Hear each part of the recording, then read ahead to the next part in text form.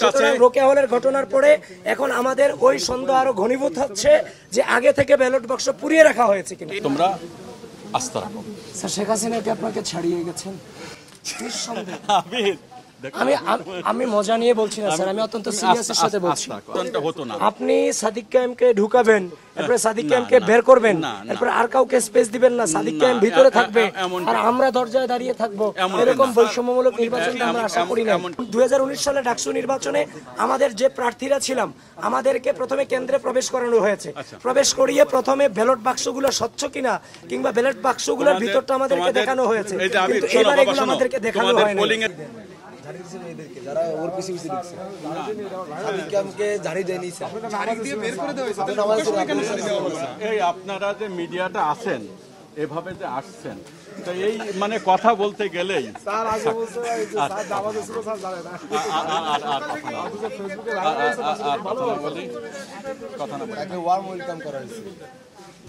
তোমরা আস্থা রাখো। স্যার শেখ হাসিনা কি আপনাকে ছাড়িয়ে গেছেন? আমি মজা নিয়ে বলছি না স্যার, আমি অত্যন্ত সিরিয়াসের সাথে বলছি। এই নির্বাচনে আমরা সবচেয়ে বেশি সহযোগিতা করেছি এবং আজকে 12টা পর্যন্ত সাংবাদিকরা বারবার আমাদেরকে বলেছে কোনো অভিযোগ আছে কিনা, কিন্তু আমরা বলেছি কোনো অভিযোগ আমরা দিতে চাইনি। আমরা সুস্থ গণতান্ত্রিক প্রক্রিয়া আমরা এগিয়ে নিয়ে যেতে চাই। কিন্তু আপনি সাদিক কায়েমকে ঢুকাবেন, এরপরে সাদিক কায়েমকে বের করবেন, এরপরে আর কাউকে স্পেস দিবেন না, সাদিক কায়েম ভিতরে থাকবে আর আমরা দরজায় দাঁড়িয়ে থাকবো। এরকম বৈষম্যমূলক নির্বাচন আমরা আশা করি না। এমনটি না বাবা, এমনটি না। তোমরা আস্থা রাখো। আমি বলছি স্যার এখন বিশ্বাস করবেন রোকেয়া হলের ঘটনায় এখন আমরা চরম আশঙ্কাজনক পরিস্থিতিতে আছে। কারণ আমাদেরকে 2019 সালে ডাকসু নির্বাচনে আমাদের যে প্রার্থীরা ছিলাম আমাদেরকে প্রথমে কেন্দ্রে প্রবেশ করানো হয়েছে। প্রবেশ করিয়ে প্রথমে ব্যালট বাক্সগুলো স্বচ্ছ কিনা কিংবা ব্যালট বাক্সগুলোর ভিতরটা আমাদেরকে দেখানো হয়েছে, কিন্তু এবার এগুলো আমাদেরকে দেখানো হয়নি। সুতরাং রোকেয়া হলের ঘটনার পরে এখন আমাদের ওই সন্দেহ আরো ঘনীভূত হচ্ছে যে আগে থেকে ব্যালট বাক্স পুড়িয়ে রাখা হয়েছে কিনা। তোমাদের ভিতরে স্যার আমি আপনার পোলিং এজেন্ট আছে বাবা, তোমরা তাদের কাছে খোঁজ নিতে পারো। আমি আপনার সন্তানের মতো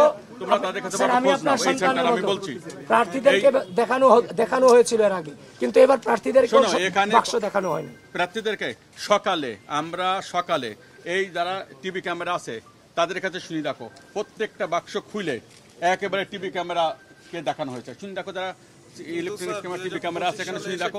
না ওনারা বলুন আমাদের স্যার আপনারা নির্বাচন কমিশনের আন্ডারে আপনারা আছেন, আপনাদের চিফ রিটার্নিং অফিসার থেকে শুরু করে আপনারা পর্যন্ত কেউ নির্বাচনের গঠনতন্ত্র সম্পর্কে অবগত নন। এই নির্বাচন সম্পর্কে নির্বাচন ইসি বলবে, আমার দায়িত্ব হলো এখানে আইন শৃঙ্খলা রক্ষা করার দায়িত্ব। তবে আমি এটুকু বলছি, আমাদের যারা সাংবাদিক বন্ধুগণ এখানে সকালে ছিল, তুমি তাদের কাছে শুনে দেখো, তাদের বক্সগুলি একেবারে ভেতরে পরিষ্কার করে তারা ছবি উঠে নিয়েছে এবং তারা দেখছে লাউড অ্যান্ড ক্লিয়ার। আমি দায়িত্ব নিয়ে বলছি এখানে vote transparent, neat and clean হয়েছে এবং কাউন্টিংও খুব স্বচ্ছভাবে হবে। এখানে কোনো সন্দেহের কোনো অবকাশ নেই। সন্দেহ স্যার আপনারা তৈরি করে দিয়েছেন। আমি এই সেন্টারে কথা বলছি, বৃহত্তর আকারে আপনারা সন্দেহ তৈরি করে দিয়েছেন।